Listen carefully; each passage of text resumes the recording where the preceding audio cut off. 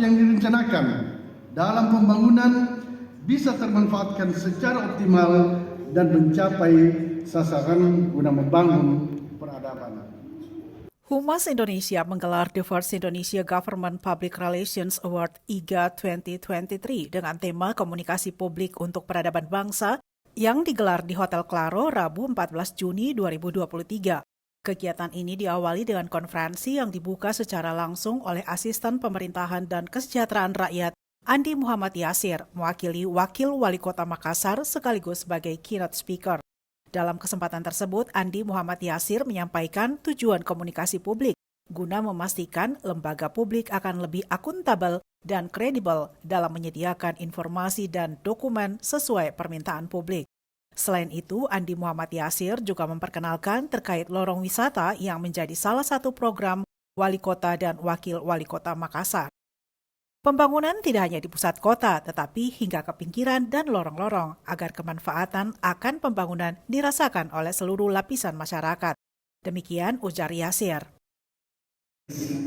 Programnya itu dibawa ke lorong-lorong yang ada di Kota Makassar.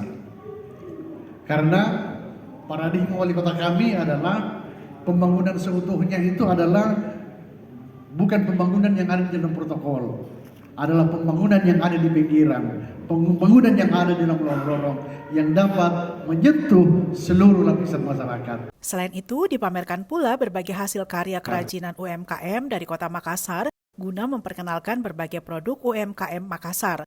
Dalam kesempatan yang sama, founder and CEO Humas Indonesia Asmono Wikan menyampaikan Indonesia GPR Awards IGA 2023 merupakan ajang kompetisi apresiasi dan berbagi pengalaman bagi praktisi kehumasan pemerintah di lingkungan kementerian, lembaga, pemerintah daerah, perguruan tinggi negeri, BUMN, anak usaha BUMD tentang praktik kehumasan.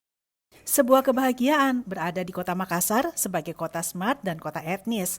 Berada di Kota Makassar semoga menjadikan kita semakin smart dalam kehidupan kemanusiaan. Demikian ujar Asmono Wikan.